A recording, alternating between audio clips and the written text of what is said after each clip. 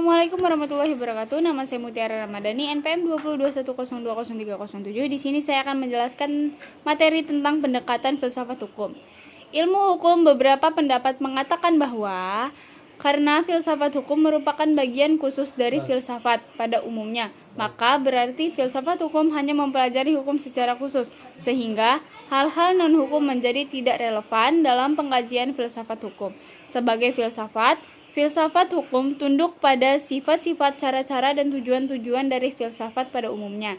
Di samping itu, hukum sebagai objek dari filsafat hukum akan mempengaruhi filsafat hukum.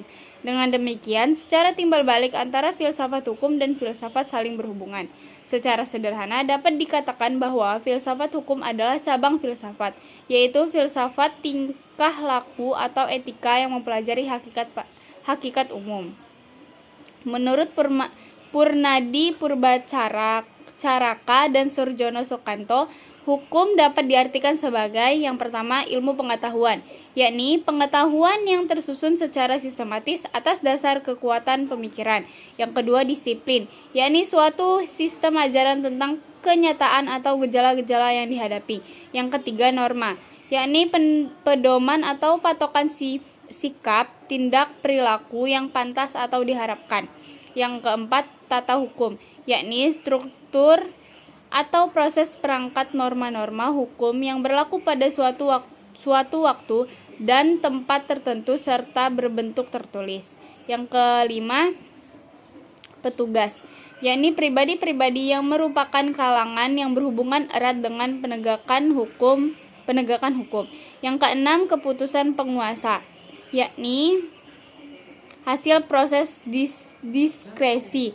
Yang ketujuh, proses pemerintahan, yakni proses hubungan timbal balik antara unsur-unsur pokok dari sistem kenegaraan. Yang kedelapan, sikap, tindak, ajek atau perilakuan yang teratur, yakni perilakuan yang diulang-ulang dengan cara yang sama yang bertujuan untuk mencapai kedamaian. Yang kesembilan, jalinan nilai-nilai, yakni jalinan dari konsepsi abstrak tentang apa yang dianggap baik dan buruk.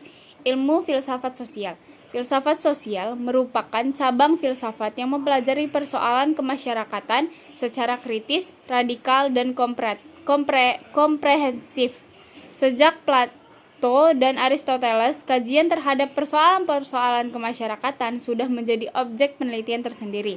Menurut Plato dan Aristoteles, susunan masyarakat mencerminkan susunan kosmos yang abadi.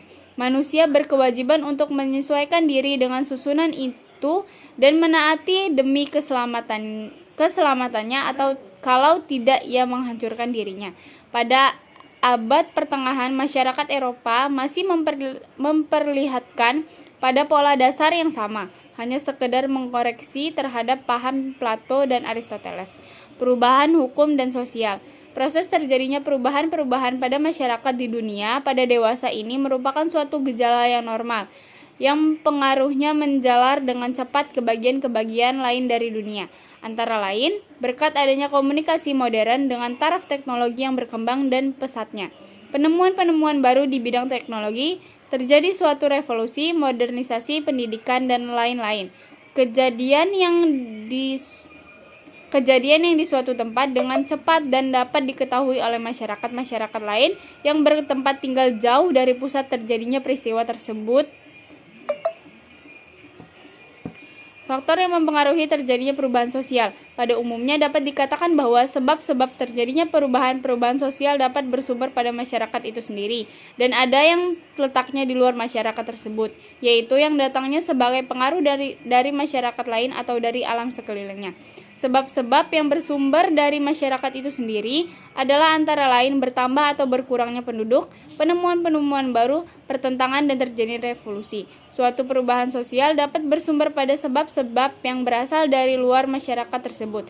Misalnya sebab-sebab yang berasal dari lingkungan alam, peperangan, pengaruh kebudayaan masyarakat lain, dan sebagainya.